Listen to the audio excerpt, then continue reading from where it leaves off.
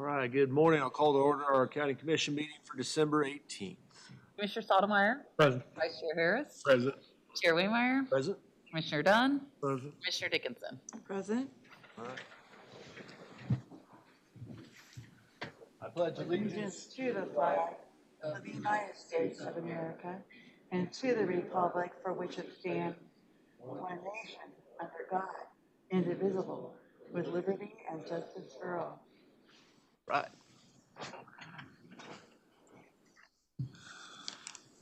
Public comments? I don't see any. All right. Our consent agenda today includes meeting minutes from December 11th, claim vouchers in the amount of $2,117,955.90. That amount's so large because it includes the final payment to Kilo for the Old 50 Highway project and tax change orders in the amount of negative $32,980.72. Is there a motion to approve? Motion approved. Second. Commissioner Stottlemyre? Yeah. Commissioner Harris? Yes. Commissioner Dunn? Yes. Commissioner Dickinson? Yes. Chair Waymeyer. Yes. Items of business, first of which is to consider appointing 5 individuals to the Ransom Memorial Hospital Board of Trustees. Yeah, thanks, Colt. My cover sheet speaks for itself. 5 folks, 5 positions on the Ransom Memorial Board. Looks like we have 8 applicants to choose from. Obviously, this is, the purview of the 5 of you, so I'll turn it over and you can have that discussion. All right. I know the applicants are here, so the way I'd like to run this is bring applicants up, give them a chance to speak, any questions we might have. Sorting through applicants and open positions could be a little clunky, but we have 5 commissioners, 5 open positions. My thought is give us all a chance to nominate somebody. From that, we'll have a list. That's not a motion, those are nominations. We can look at that list, and if it's suitable, one of us could make a motion, second, we could vote on it. So it's kind of thought. Before you dive into that, Colt, and I don't know all of the candidates, I do want to pass along. I know Dr. Frank is not here. That is because he is seeing patients this morning. I know he wanted to be here. I also know that rescheduling patients is difficult to do. So he has prepared an email that he is willing to have read into the record here if you deem it necessary, but just wanted to pass along that I do know that he would like to be here. So Gotcha. I think we're all very familiar with Dr. Frank, and he's been around the community for a long time. So I'll go through the applicants. First is Crystal Anderson.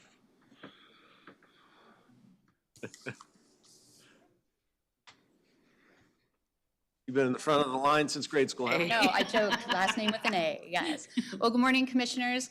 I know you have my information in front of you, but what I just want to highlight is I've been on the board for 5 years, and I feel like I am still learning so much. During that 5 years, we're getting ready to see our 3rd CEO, so I'm excited for that transition.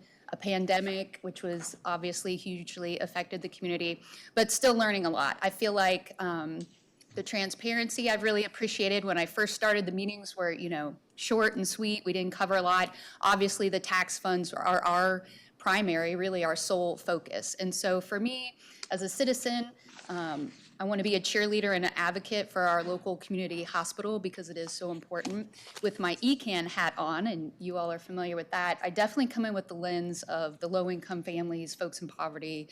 So those tax funds and making sure that I'm advocating with that lens is very important to me. So I'm happy to answer any questions. I could ramble forever about serving the community, but that probably isn't efficient. Any questions for Crystal? In your application, you discuss the important role the hospital plays, not only in healthcare, but as a pillar in the community for safety and employment. What strategies would you like to see the hospital adopt going forward to continue that good work? Yeah, I'm really excited. It's sort of selfish to sit in these meetings and see all of the great work that the hospital staff are doing to recruit staff. So as a business leader, I know the challenges. I appreciate your role today. Having more applicants than positions is a good problem to have. So I think that the work that they're doing speaks for itself, that they're bringing in those doctors, bringing in the professionals. We constantly are seeing feedback evaluations that they're doing of their current staff, which is something our board is always concerned about, retention and how folks are doing. And those numbers continue to go up. And where there are gaps, the staff is immediately addressing how can they make things better. So I think strategies moving forward with new leadership, I'm sure they're going to come in with other ideas, but I think keep doing the good work that they're doing for sure. All right. Good one. Thank you. All right, thank you. All right, Betty Berzer. Good morning, Betty.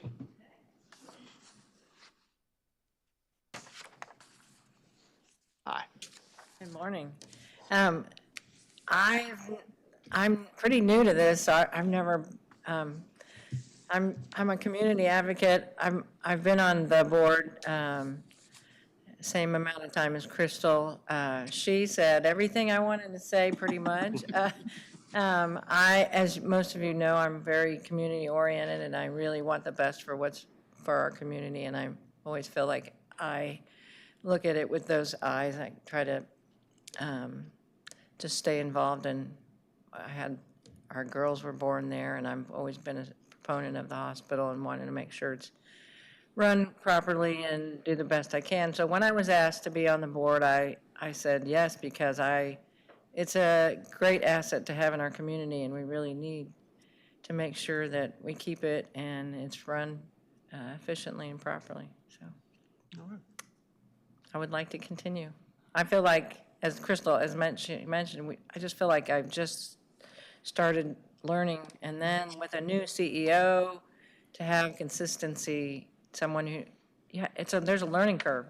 I feel like I'm still learning, so. Learning curve on any board, especially going into that world with all terminology and. Healthcare, insurance, yeah, Yep. it's something else. Any questions for Betty? Thanks for coming in. I don't think so, there's any. Okay, Yeah. all right. Thank you. John Cohen.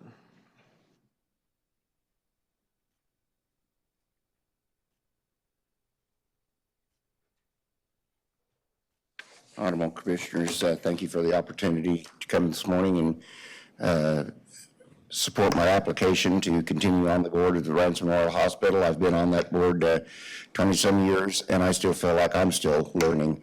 Healthcare is a different animal. It is something that is challenging, but it's something that is really important for the community. Serving on the corporate Advent Health Board, I like the opportunity to be a liaison back to the RMH board. I think that's important. And I'm proud that in interviewing the new CEO, he's somebody that's going to work very well in this community. He's from the Midwest, originally Colorado, went to school in Nebraska, but he's been the last 6 years in Maryland, but he's from the Midwest, and so I think he's really going to do a good job when he gets here. He comes with a lot of enthusiasm. He knew as much about Ottawa as I did when he got here. He really did his homework, and so that tells me that he wants to be here.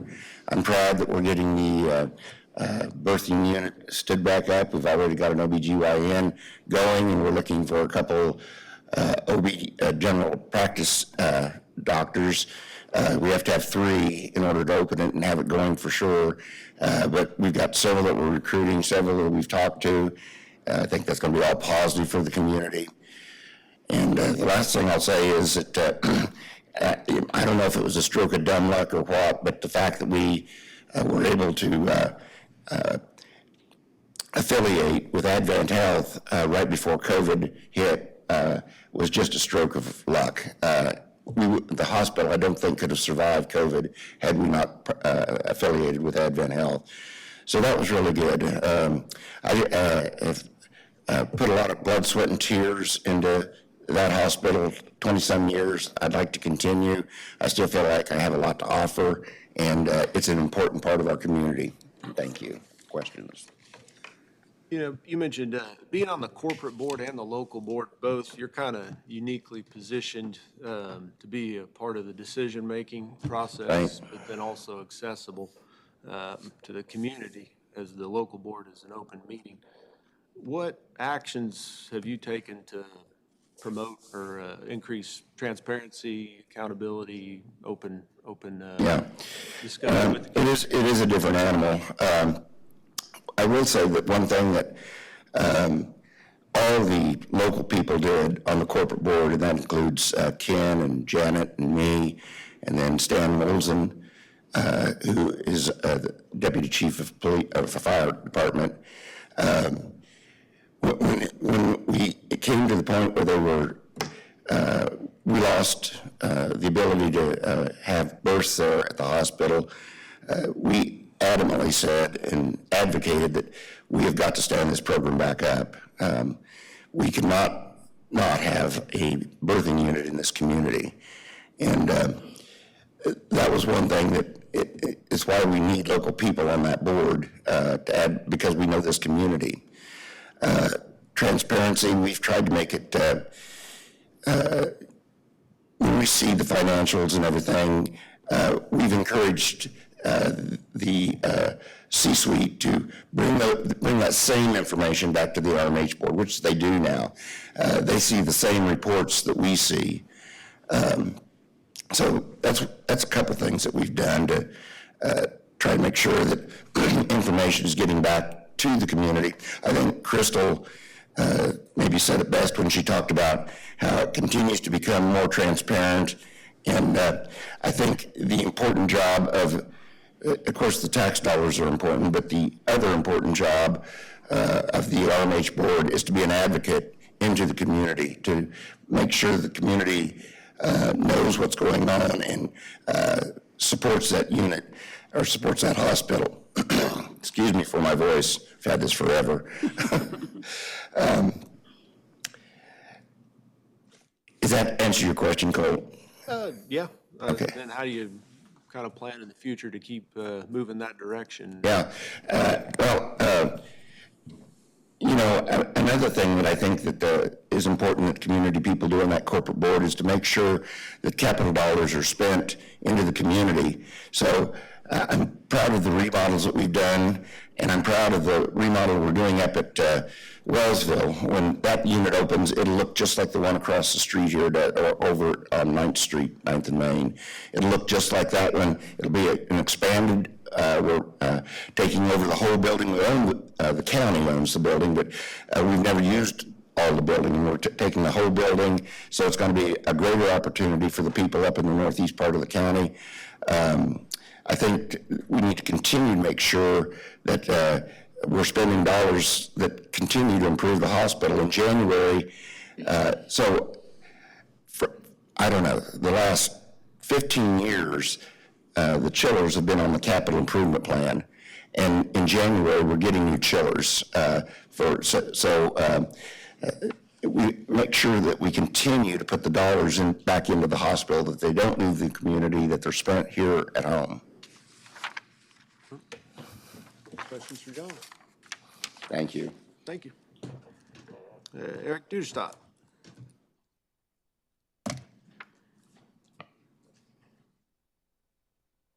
Good morning. Good morning, Commissioners. Thank you for having me this morning. I would just echo what the other board members have already said this morning. It's an honor to be able to serve on the RMH board. This is my 5th year being on the board. During that time, we've gone through a pandemic and lots of other changes, but it's really been a privilege to be able to serve on the board. I'd like to continue in that role. I believe in the hospital, the people that they have on staff there, the doctors. I get to see firsthand in our monthly meetings all the hard work that goes into that operation, and I believe in what they're doing and would like to continue. Questions? Any questions?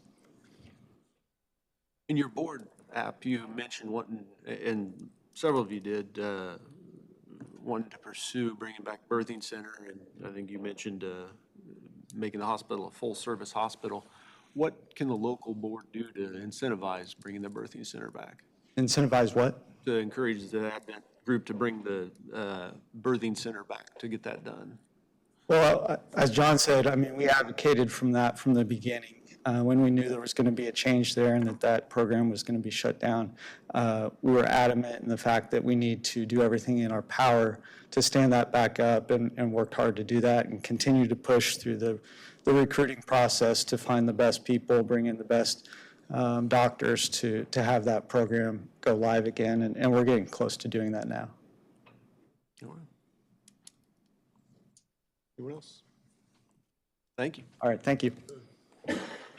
Dr. Frank is, we discussed that. Do we want to read the statement or? That is entirely up to you guys.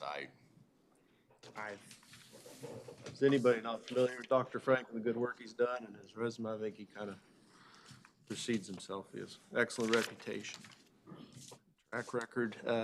I think he probably is unique in the fact that he is not only on the board, but he also works at the hospital as a doctor, and so is uniquely positioned to be able to understand the inner workings of the hospital as well as representing us on the board and also on the corporate board, so Has I done a think he's good been a job. great representative. He has done a good job bridging, or attempting to bridge local providers in the hospital and yep. And he's been there through the change, so he was there when it was Ransom Memorial on. He's still here. Right. Next up would be Jeanette Garrett. Good morning. Morning, everyone. I'm new at this. I've never been on a board. I'm new to Franklin County, but I've used your facilities. Thank you for that.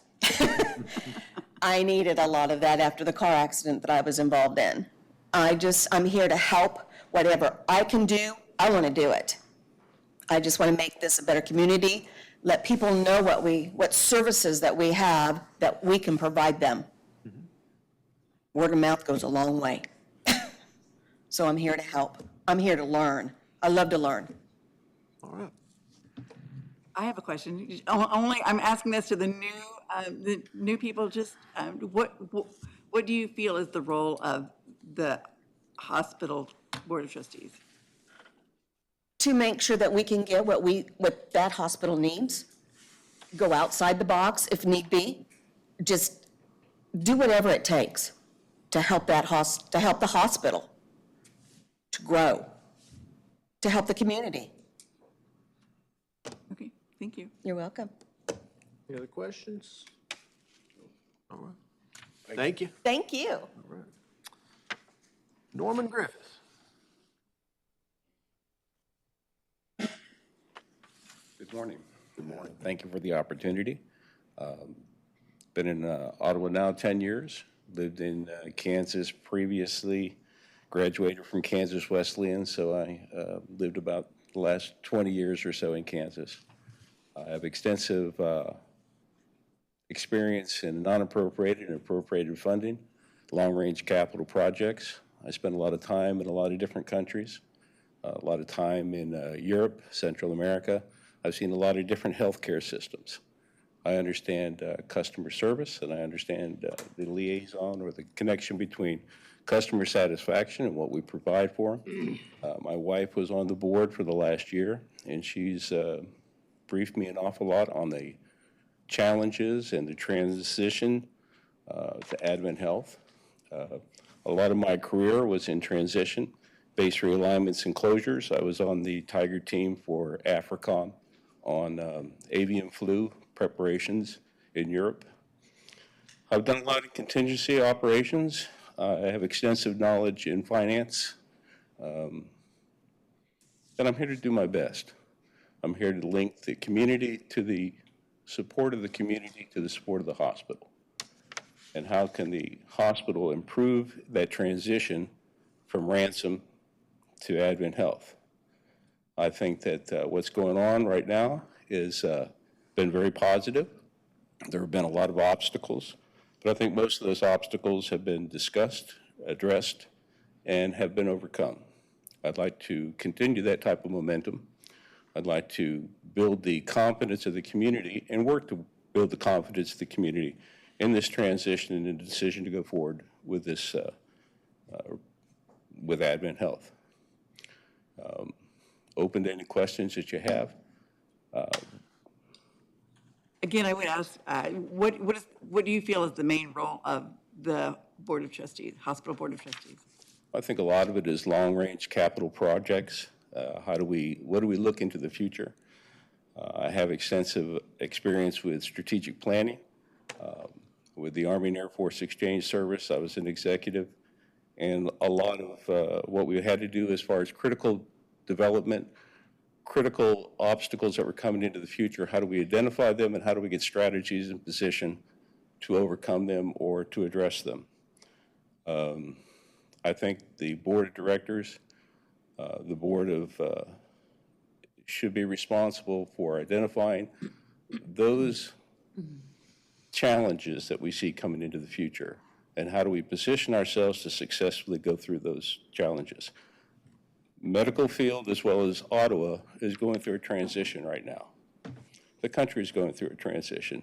A lot of my expertise is in transformation, business transformation, European transformation for the military, base realignments and closures for CONUS, continental United States.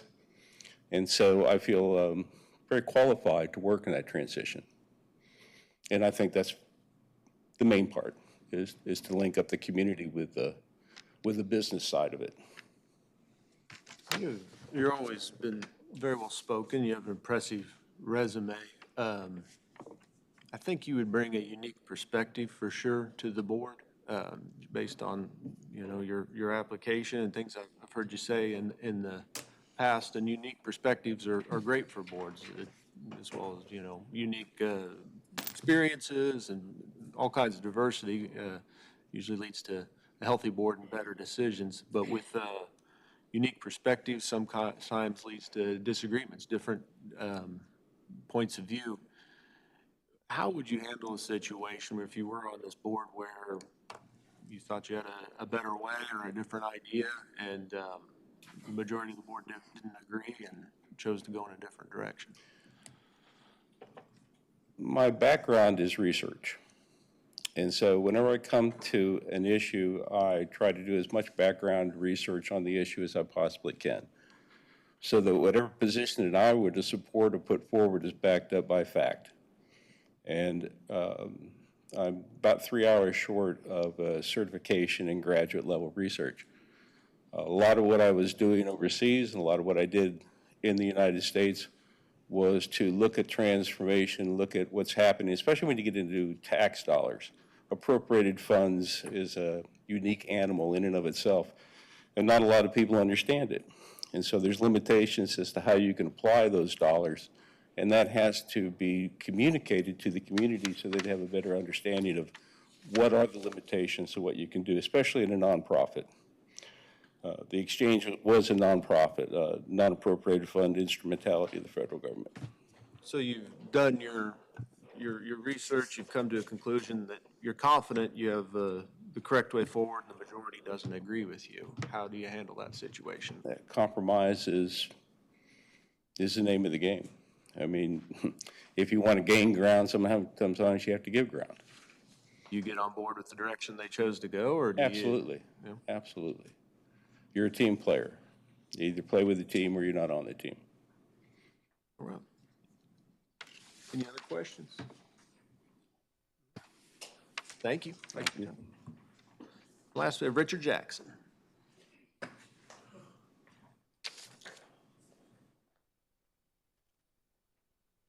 morning. Good morning. After hearing everybody speak, it's kind of tough to figure what would you say that hasn't already been said. So that's either a plus or minus. But one of the reasons I was interested in the board is that I'd like to be involved. I see it as an opportunity to give back to the community. I've had experience in working with boards, working with federal and state funds. One of the things I think it's important here, and I think Advent does a good job of providing health services to the community, and I think it was mentioned before, with hospitals all across the country are faced with lack of funds, and some are going under. And I think we're fortunate that we have some tax dollars that we can put into the operation to continue the services. And I think it's important that we do what we can to make sure we're providing the service that are needed in the community. One of the things that I see is PR, public relations. I think many times that's lacking with organizations. They don't get the word out why we do the things that we do, and I think that was the case here when Advent first came to Ottawa, and I still think it's somewhat of an issue here. People aren't quite understanding why we have Advent versus Rensselaer Memorial. And those that worked in the medical field or working with tax dollars and so forth, know that costs continue to rise and you struggle to meet those. And say that probably if we didn't have Advent and that partnership, we may not have a hospital here. So I think that's important, that we always keep the public informed of what is going on and why we're doing the things that we're doing. That doesn't necessarily mean that everybody's going to agree with what you put out there, but I think they need to understand why we're doing it. One other thing I would bring to the board is diversity. There isn't any diversity right now on the board, so that's some of the things that I see that I could provide. In your application, you mentioned wanting to represent the taxpayers' interest, ensure their needs are met. Can you elaborate on what that means to you and how What you? was the last part? I said in your application, you mentioned wanting to represent the taxpayers' interest and ensure that their needs are met. Can you elaborate? Well, I think on I that? touched on that. That's from the PR standpoint. Gotcha. Is making sure that the taxpayers understand what they're doing with their tax dollars and that the tax dollars are being used to benefit them. And I don't think many Better people communication. they don't understand that why things happen the way they do. That's why I think public relations is important, that when I say taxpayers, and in general, not one particular yeah. group. Yeah. I think you probably know this, but do you know what the main role of this board actually is? Actually, I don't, but most boards, you're providing information. You're not a decision-making board as such. Yeah. All right. That was one of the things in looking, it was hard to tell exactly what the role of the board was, what does the board do, how much money do you provide? I think all those things are important. That's why I say you make sure that people understand what's there and why you're doing the things that you do and the functions that you have. Not the function of us to run the hospital, to provide input and make sure that services are needed in the community are provided, as long as they're cost effective. All right. Any other questions for Richard? Thank you. Yeah. All right. Can I make a statement? Yeah. I asked that question. This board actually has changed over the years. Originally, when there was a hospital board, they actually did help make decisions to help run the hospital. But when Advent Health took over the management of the hospital, truly this board has one job, and that is how to allocate the sales tax that the citizens of Franklin County pay to help support the hospital. And that is truly their only job. There is a kind of a secondary job, and I think Crystal Anderson really touched on it, which is to be a cheerleader and an advocate for the hospital. There are 3 members of this board that do serve on the actual board that does make the decisions. And I think that Janet Peters and John Cohen and Dr. Frank have been really great members of that board. I'm not sure I would have picked any other 3 that are currently serving on the board that would be better people to serve on that board, just with the longevity that they've had and the fact that they kind of have been on the board when it was Ransom Memorial. But anyway, I'm just throwing that out there. So I kind of feel like we've traditionally had community leaders be on that board, just because when there are questions, concerns about what's going on at the hospital, they are people that are known in the community, that are visible, that so people know how to get hold of them if they do have questions. So I'm just throwing that out there. All right. So again, what we're looking to do is this would just be nominations. We can run through the commissioners. Everybody will get a chance to nominate somebody. From that, we'll have a list. And if one of us sees fit to make a motion and put it to a vote, we can do that. So Janet, do you mind just calling it like a question, since you change that order every time? It'll be somewhat random. Sure. We'll start with Commissioner Harris. And I nominate Eric Duderstadt. Commissioner Dunn. I just want to say, I was looking for a reason not to just reinstate the current board of commissioners. It was really rewarding for me to have so many people apply for the position when we opened it up for public. So anyway, I'll nominate Betty for Commissioner Dickinson? I'm going to nominate John Cohen. Commissioner Stottlemyre? Dr. Frank. And Chair Whitmire.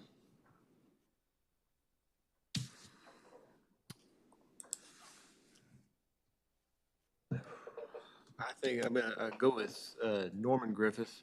I do think he'd bring a different point of view. I think he'd give maybe some folks that are frustrated or have questions in the past a sense of being represented, and I think that'd be healthy. And I think he'd be able to do that and still be agreeable, not obstructionist.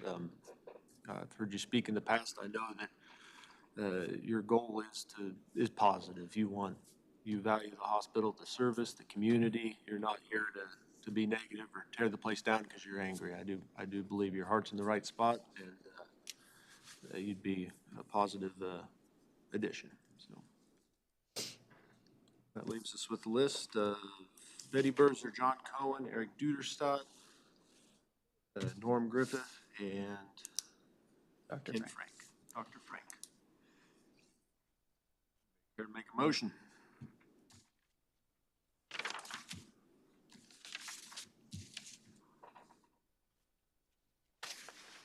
Motion to approve.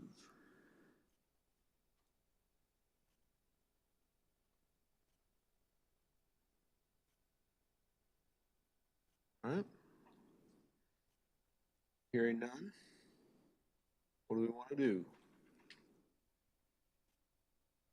What's the hold up keeping you from making a motion? I guess what would we like to see different? I sitting on the hospital board, sometimes I get frustrated that people use this board as a place to come with.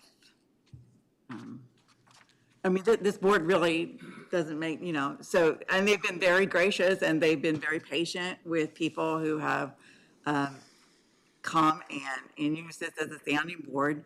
I'm not sure that's where that should be because there's many different departments that if, when you have a question with billing or had a experience at the hospital that you would like the answer to, But anyway, I think that's my frustration. I feel like not having somebody like a Crystal Anderson that is or a Richard Jackson that has represented in the past some of our people that really need support. Anyway, I feel like we're missing a whole part of that community by leaving them out. So anyway, that's where I would go. Right, is that I don't see any reason to change the current board until a member of the current board decides to resign, then we could look for a replacement at that time. I do know they are, I mean, the new administrators coming in first of the year. It would be great to be able to have a board that is functioning. I don't see, just again, going every month and seeing how they work and how they do advocate. I don't see that there's a problem with any of the current board. So you'd both be in favor of renewing all five? I would be in favor of renewing all five, yes. About this side? I have no problem. With? Leaving all five. Okay. Yeah. All right. Sounds like a majority of you, for sure. Is somebody want to make a motion? I don't have any motions, so. So to be clear, what I am hearing is the motion would be to reappoint all 5 existing board members, which would be Eric Duderstadt, Betty Berzer, John Cohen, Ken Frank, and Crystal Anderson, That's I believe is the what I've existing. heard from L4, yep. Okay, and so we would need that motion. I would make that motion. I'll second it. Commissioner Dunn? Yes. Commissioner Dickinson? Yes. Commissioner Stottlemyre? Yes. Commissioner Harris? Yes. Chair Waymer? No. I kind of go along with Derek's comment on it. It's really good that we got 8 very good people. That it makes it a good deal, but it makes it a hard decision also. So, and I'm hoping that those people will come back when it comes back around again, or if somebody steps down. We definitely have a lot of good applicants, and I think we have 5 good people who are on the board. Just looking forward to the idea of maybe getting at least one fresh person to get more community involvement. So certainly not a negative to anybody who's on the board. I will say that the current board, they've been through in the last few years, I mean, there's been some major hiccups as far as some of the transition, and all of them have been through that, and they have re-upped. So thank you for re-upping. Sometimes you think some boards are, and that's what I thought when I first started. I'm like, why do I even come? Because it's just like, and then you realize how important it is to have really advocates for the hospital on the board. So anyway. It's not been an easy job for a volunteer. So, thank you. Second item of business is to accept a dedication of final plats. Good morning, Commission. Most provocative item of the day, Pat. This may take a little bit more time than the last item. Final plat of the Solon. All right, this is commonly known as 1770 Louisiana Road. It's roughly 3.5 miles southwest of Ottawa. This is a small subdivision creating 4 lots, one being 30.69 acres, one being 56.28 acres, the homestead of 6.9 acres, and 23.21 acres. This was a property that was split up and divided based on the agricultural best use and making it more practical to sell off. The plat meets all of the Franklin County subdivision requirements. Staff and Planning Commission both recommended approval. All right. A motion to accept this dedication of right-of-way and easements and authorize the chairman to endorse the plat. So move. Second. Commissioner Dickinson? Yes. Commissioner Stottlemyre? Yes. Commissioner Harris? Yes. Commissioner Dunn? Yes. Chair Waymer? Yes. Third item of business is consider for approval appointing Rob Olson as the noxious weed director. Yes. Good morning, Commissioners.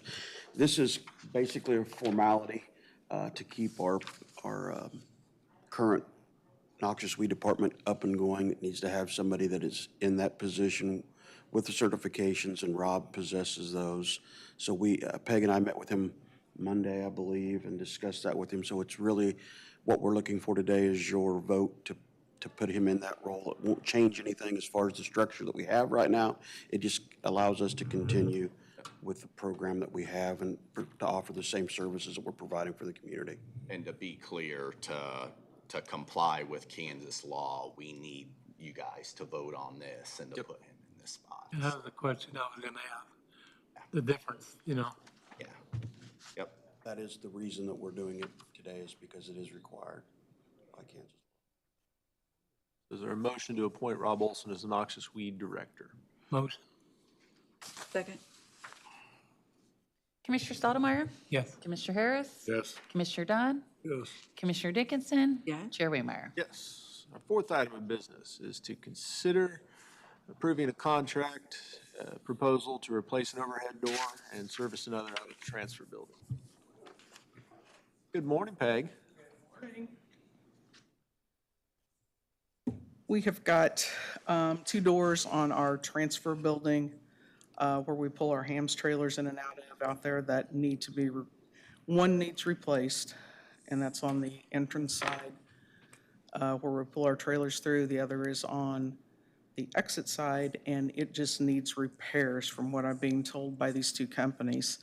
I had them bid it two different ways. The original bid would be to require a 2-day shutdown of the facility, which would shut off all of our customers, our commercial drivers, and all of that. Their pricing on that between the two companies was minimal difference, like $600. There was an option with Overhead Door Company, or DH Pace, where they are a 24/7 company. They can actually come into our facility, work from 6 p.m. to 6 a.m. for 2 nights, but it would allow us to stay open to the public. On an average, and I just picked 8 random days over the last 3 months, we average about $7,900 a day. So this would keep us from losing over $15,000. Omega Door came in at $39,656 because they do not offer that service, but they did offer to do it on a weekend, but it would cost us extra overtime. Overhead Door, DH Pace, comes in at $26,846, and it allows us to stay open. My recommendation would be to go with the DH Pace bid of $26,846, allow them to work from 6 at night to 6 in the morning, not affect our traffic in and out of there during the day, and we can get these doors back and functional, keeps the weather out, helps with our scale, the length of our scale life, so we're not getting that snow and water and stuff in there. So. The other thing I want to bring up briefly, and Peg, thanks for doing all that you've been doing out there. Oh, no problem. Getting it done. There's also a catch basin around the roof that has, it's a rubber mat. We've been having lots of difficulties with that thing coming down and the material falling down below. Peg's going to have that scale cleaned out. She's already had the one up the weight scale at the building service, but we're going to, when we get this work done, everything enclosed, then we will also, and we can do that work at the same time she's got this stuff down with our people in-house, just so you're aware of it. And this will be done with transfer fees and not from, This will be this taken is not from the- taxpayer money? No, not taken care of. taxpayer money. Right. This would come from our transfer station special caps fund. Just so you know, Ian, the solid waste fund is its own fund, and it does not have any tax dollars in it at all, ever. It is solely funded by tipping fees, and then a portion of the tipping fees goes into the solid waste special caps, which pays for these special projects, the equipment, like you guys bought the landfill compactor a number of years ago, which I think it pays off soon. So, I mean, there were, yeah, so, yeah. Yeah, I we're- knew that. I just wanted to make Yeah. sure that the public that are listening understands that we're Yes, not using absolutely. tax dollars to do that. Basically, what we are asking is for you to spend, I mean, it's gonna be give or take $2,200 more to do it after hours. But we believe by keeping it open, we're gonna make 16,000 extra dollars. So I don't really like the expression win-win, but financially, it's the better choice to do it after hours, and from just a public relations, keeping the doors open standpoint, it's a win. So I think this is. Provide a vital service, getting refuge out of the community and. Are they going to be able to safe in do the it health aspect. timely?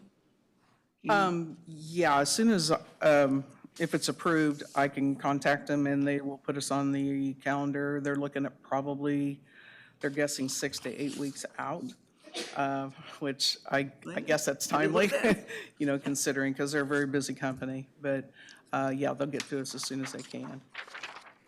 All right. So we would need to make a motion to approve the DH Pace contract for after-hour service, and those amounts total $26,846. I would make a motion to approve.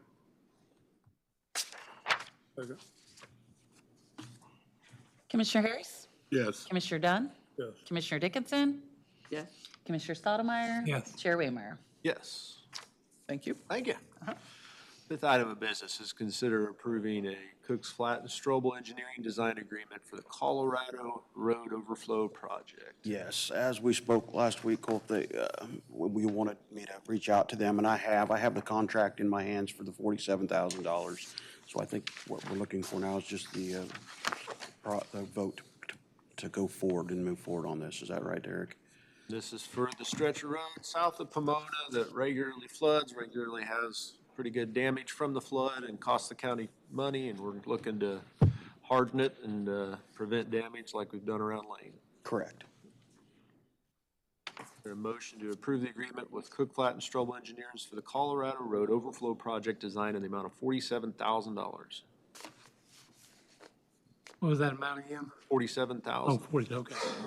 I was going to say, I thought the other day, we thought it was, yeah, closer to what I thought you said. Thank you. So move. Need a second?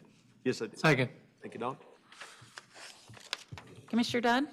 Yes. Commissioner Dickinson? Yes. Commissioner Stottlemyre? Yeah. Commissioner Harris? Yes. Chair Waymeyer? Yes. Sixth item of business, consider for approval year-end transfers. Commissioners, this is an item that we do every year, usually at the last meeting of the year or sometime in December. So these are all the transfers that you have set into the budget for this current year, 2024.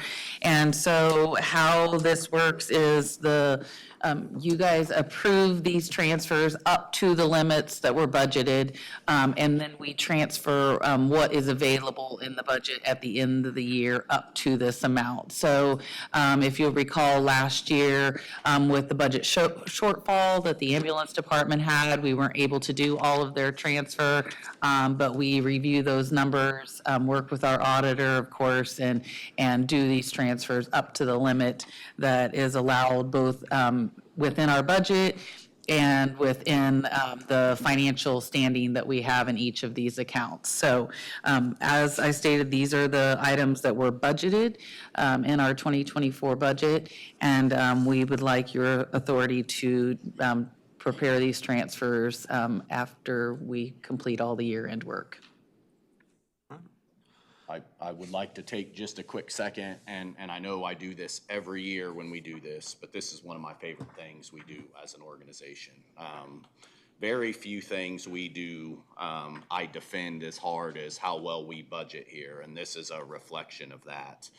It's one thing to schedule transfers, it's the other to be disciplined and responsible and be able to see them through to the end of the year. Happy we've been able to do that yet again. That's going to give us so much flexibility moving forward. So, yeah, real happy with this. Hope you approve the transfers. Is there a motion to adopt the resolution to approve the year-end transfers? Motion to approve. Okay. Commissioner Dickinson? Yes. Commissioner Stottlemyre? Yes. Commissioner Harris? Yes. Commissioner Dunn? Yes. Chair Waymeyer? Yes. Our last item of business is consider a payment processor vendor change. Good morning, Dustin. Morning, Commissioners. This is one that landed on my desk, so you get me on this, and Marilyn's here to help back up any questions you may have. Ultimately, the reason for this is to try and save our citizens a little bit of fees that they incur when they're doing business with us. Our existing provider, Allpaid, notified us, Peg Pearson brought that to my desk, that they were raising their minimum transaction fees from $1 to $3.99 on January 1. Marilyn had, through her conferences, made contact with some other processors, so she had cards queued up and ready to make communication and reach out to their existing processors and new ones to find who may offer the best solution. We landed with Certified as a new vendor. They've came back at a 2.4% versus the 2.95 that we were currently paying Allpaid. They also have a minimum transaction fee of $2 rather than the $3.99 that Allpaid was going to raise to on January 1. We're here with this one right now because this is what we're expecting to be the last meeting of the year. We did just get the paperwork on this yesterday afternoon at 4:30. So what we'd like to ask the board to consider is approving this change or this process pending County Administrator Brown's review of that contract. But we feel this is the best offer that we have available for the lowest percentage and the lowest minimum transaction fee available to us. It is going to impact 9 processing stations listed on there in the cover letter, but it is in the Treasurer's Office, Clerk's Office, Motor Vehicles, Sheriff's Office, Transfer Station. Is primarily the areas where that is. This will also open up a little bit more secure forms of payment. Currently, all of our swiping is literally just a swipe card. That is one of them, other than by phone, that is probably one of the least secure ways to do this. So we are looking at changing these terminals out to allow tap pay, chip reads, Apple Pay, Google Pay, open up a few more options for people to interact with us, and that does not change those fees at all. That is all included with this. So say a Forte comes along and they have a even better, are we locked into this for a certain amount of time? That's on, I believe that's in there, but I don't believe we are locked into that. Forte is still going to be there. We've integrated our, actually our collections and the software project is integrated with Forte, so people that go online to pay their property taxes is going to still be going through Forte. It is something that I think we try to review from time to time of what current rates are.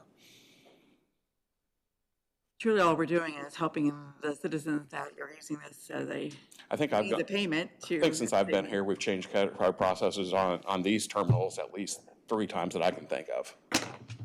Is there a motion to approve the change in payment processor to certified payments pending administrative and legal review of the documents? So moved. Second. Commissioner Stottlemyre? Yes. Commissioner Harris? Yes. Commissioner Dunn? Yes. Commissioner Dickinson? Chair Waymeyer? Yes. Thank you, Commissioners. Thank you. Staff reports, Derek? Yes, I do have a brief staff report, but before we get into that, Janet has one more deal here. Commissioners, I'm very sorry. We have published in the paper to hold a public hearing today for the Lake Region Solid Waste Authority plan, annual plan, and Shay is here today to review that. So I would let Shay speak about this. She's way more knowledgeable about this than any of us. Good morning. This is more of an administrative process. We were here earlier on this year. We did the 5-year review, and then we approved the addition of Shawnee County to our region. So with that light, we have to review the plan in order to add their elements. So there really has been nothing that has changed descriptive-wise or how we run things for Franklin County. It's just more a matter of going through and approving the fact that we have now added the information for Shawnee County and expanded that region for that. So that is more the process that we go through, hold the public meeting should anybody have any objections to that, but really don't see that there's any objection, and I don't see why would we foresee that that would be a problem. This was published in the paper with the 10-day lead that it had to have. That's why it's been so much time has passed since we, Shay and I originally talked about this, and it didn't make it back on my radar to get on this agenda, but you do need to hold a brief public hearing to make sure, as Shay said, you don't have any concerned citizens about this plan before you guys approve the plan. Part of procedure, I'm sure we need to vote to open the hearing and close it. Yes. All Yes. right. We move There that a we open- motion to open the public hearing for the Lake Region Solid Waste Authority Plan Review. I would make that motion. Second. All in favor? Aye. Any opposed? So the public hearing's open. Anyone like to speak on the plan review? Don't suppose there would be. All right, last chance. Is there a motion to close the public hearing for the plan review? Make a motion to close the public hearing. Second. Second. All in favor? Aye. Aye. Any opposed? Public hearing's closed. All right, so we need to vote to accept the updated plan, or? Yeah. Yes. And there's a resolution that you'll sign. Yeah, I'll get the resolution for you. Okay. Good, thank you. Yeah, thank you. Is there a motion to approve the Lake Region Solid Waste Authority revised plan? So moved. Second? Commissioner Harris? Yes. Commissioner Dickinson? Yes. Commissioner Dunn? Yes. Commissioner Stottlemyre? Yes. Chair Waymeyer? Yes. She's keeping us on our toes Yes, a today. little out of order. Goes with this item in general. Thank you, commissioners, for that. Yeah. Yeah, thanks, Cole. Just want to take a second and commend the five of you for how you handled that first item this morning. That was handled very gracefully. Those types of deals where you're appointing folks and you have more people than you do spots, that can easily get, that can turn into a prolonged, I thought you handled it very well. Thought you had good discussion, so kudos on that. I don't know, I'm not prepared to ask to cancel it yet, but I don't know that we're gonna have occasion to meet again this year because Christmas and New Year's are the next 2 Wednesdays. We still have a study session on the calendar, but if we don't, feel like we've had another good year. I want to thank the five of you for your involvement in that, for that we've gotten a lot done this year. 2 major projects. We've worked through some things, as you know. We're on the cusp of another success.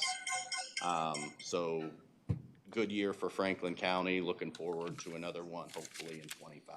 So that's all I have. Thanks, Cole. All right. Do you need an executive session? I do need an executive session. Okay, and- we'll get back to that. Yeah. All right, Pat? I don't usually have anything for you, but today I've got a few different items. So I know I brought in front of you the Princeton situation where we were looking to work with them in tandem to do all the inspections and stuff like that.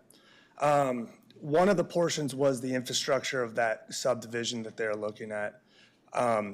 I'm asking that we kind of walk away from the infrastructure portion due to the fact that they have accepted plans that I don't feel comfortable inspecting upon due to the lack of information. A lot of accepted plans without engineers. And this is pretty common in small rural cities that don't have their own planning commissions and whatnot. Unfortunately, I want to step away due to liability issues that could potentially come further down the road. With the housing projects per house, we're still on board with that because they haven't started the project. The housing, every plan review would come through our office and we'd go forward with it.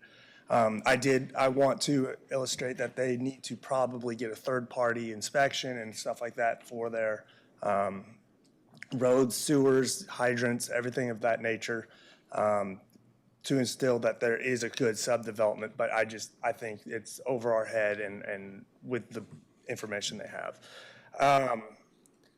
This also in tandem, Richmond has reached out for similar requests. They have 1 house and a firehouse being built.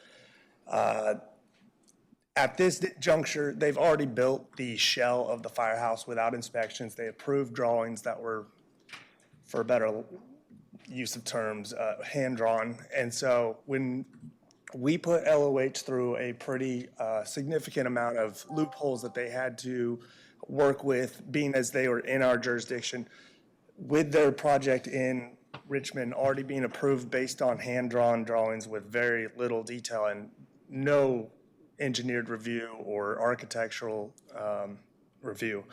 I would like to also just not participate in that inspection. However, they do have a home that they asked us to inspect, and I don't see a problem with that as they have not started that project. If you guys. See the firehouse as being commercial and commercial. Correct. Anywhere you build, including 100%. county requires professional drawings from an engineer and architect. Yes, sir. And that's the standard everyone else has abided by. We don't feel it'd be fair or good policy to get involved in a project that hasn't. Absolutely. That's exactly what I'm trying to articulate. But the house. The house we can cover. They haven't started it. And happy to help. Absolutely. Hey, my direction to Pat, just so the five of you know, I know Pat generally wants to help the small towns. I am generally supportive of that.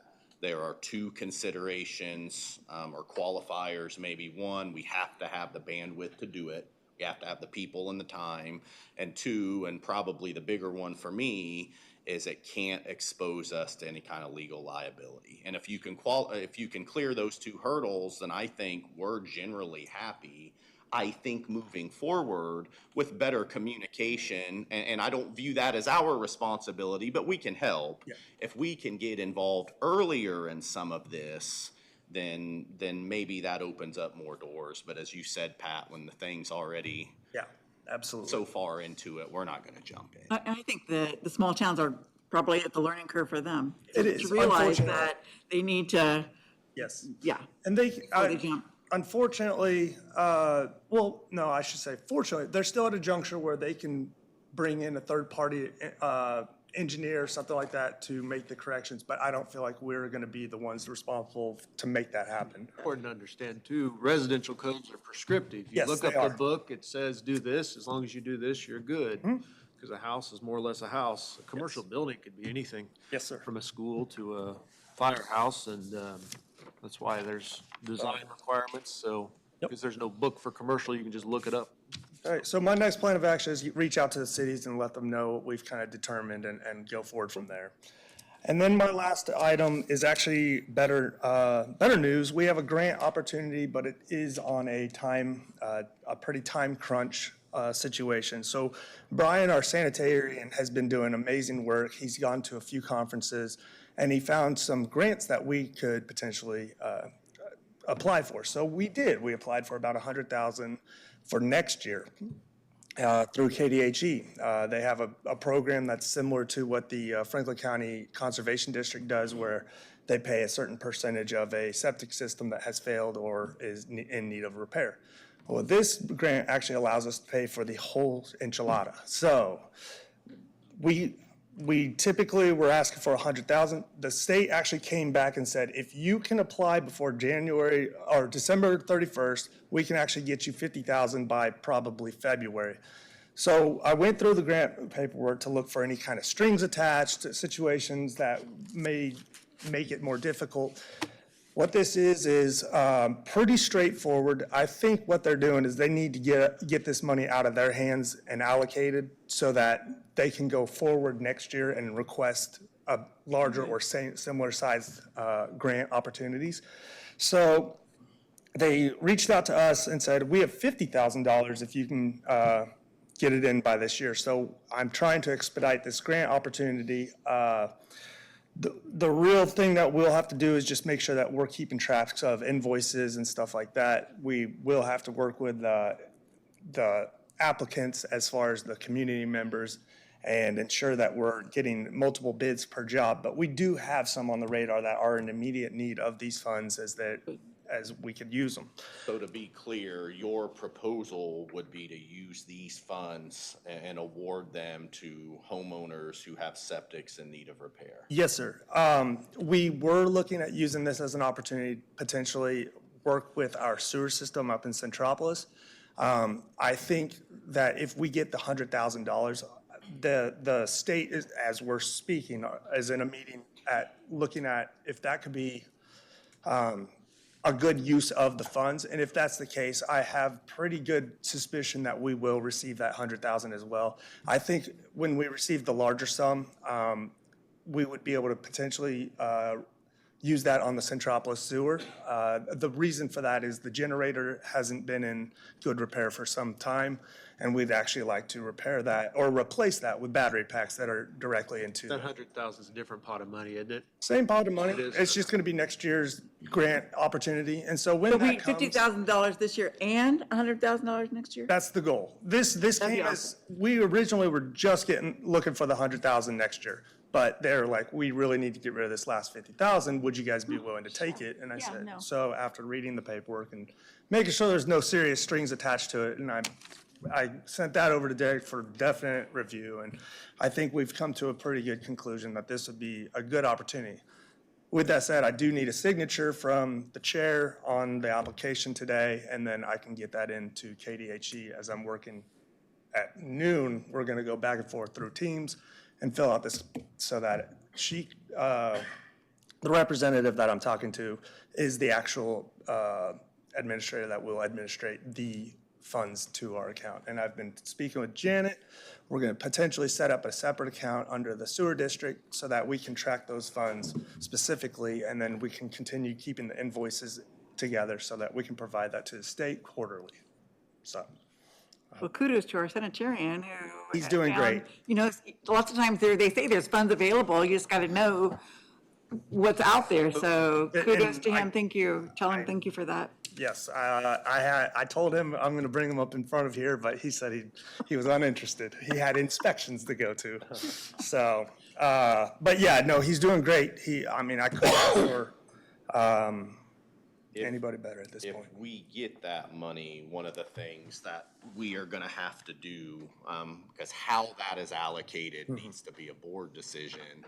So we will need to work through a framework for making recommendations. I mean, on the technical side, you and Brian you can clearly tell us, okay, these systems are failing, but if there's 20 failing systems and only 50, we'll just have to think through and how we want to bring that to them. But that's a 25 problem. That's just something to have on our radar. Yeah, and we can build that framework. That way we just present them. I think we'll figure that out. Yeah, we will. Absolutely. So as long as you guys are on board, I'll just grab that signature after this, and I just want to get that in front of you. That was about it. All right. Thanks, guys. Anything, Peg? Nope. All right. Dustin, you good? Morning, Jeff. Real quickly, I know it's been a long meeting. After much prodding from Janet, I have, which I needed, I have got the cost shared program information for the old 50 highway done. I just need Derek's signature on it to get sent back in today. That would be for a reimbursement of $1.4 million, $489,710. So I believe all the legwork's done. It's just a matter of getting your signature, Derek, and getting that sent in today. And I want to thank Kelly Thompson for the help in getting that done. On the Texas Road Bridge, Justin and I have acquired all the necessary right-of-way to move forward on it. We've got a hold of the utility companies, and they've all been notified and are working to get the utilities moved. On salt this year, we've filled the salt shed for a lot less than what we did last year because of so that's a good thing. We actually, I think it was only like 700 tons, where in years past it's been closer to 1,500. David Reeves's retirement, who's long-term blade operator, is going to be January 3rd at the shop, and we invite all the commission to that. I believe there's going to be a plaque, and if we would like to have awarded to him along with a meal. We haven't got those just worked out. I'm sorry, what time did you say? That would be January 3rd, At what time? probably noon. Very sad day. Yeah, yes. And I want to thank Peg for all she's been doing at the transfer station, and Rob Olson for stepping up and taking that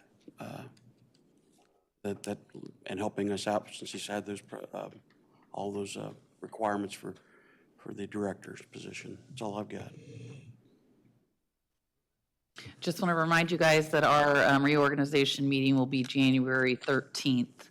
So you can get that on your calendar. I'm not sure if that's a regularly scheduled study session date. Sometimes it falls on it and sometimes it doesn't. But I want to get that on your radar that, that's the day we'll do the reorganization. And all of the county officials will all take their seat that day. So except for Marilyn, the treasurer. So the county attorney, the sheriff, the clerk, and the register of deeds will all need to be sworn in again that day too, in addition to our new commissioner and re-elected commissioners, so. Commissioners, no? Nothing? Roy? Just want to thank Jeff for a good ribbon cutting there last Thursday out at the shop. Well attended, and I hope to find that other road sign out there somewhere. All right, Ian? Attended the FCDC luncheon last Wednesday. Paul Bean continues to do a great job leading our FCDC, not only with leads on Proximity Park, but also supporting our existing industry and the surrounding communities, which I don't know if we've ever had an FCDC director that has done so much for the smaller communities in our county. The old 50 highway, that is truly one of the best projects that I've ever been a very small part of all, you know, all you do is say yes on the funding, but all the work was done by the guys and it was just amazing. It's just amazing to get that done. Last Chamber Coffee of the Year was for the United Way, an organization that continues to support the community.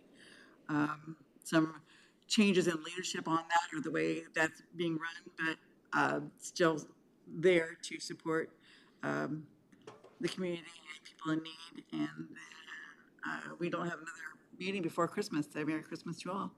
Hope you have a great, safe, fun-filled holiday with lots of good memories. That's all I got. Derek, what would a potential motion for an executive session look like? Motion to enter into executive session to discuss a legally privileged matter pursuant to the COMA exception, allowing for such discussions between the Board of County Commissioners and the county councilor for a period of 10 minutes. Is there a motion to that extent? Second. Is there a motion?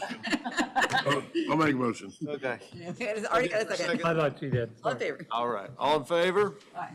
Aye. Any opposed? Yeah. We're back out of executive session. No actions taken, no decisions made. Is there a motion to adjourn? Is there a second? Merry Christmas, everybody. Second for Roy. All in favor, say aye. Aye. We're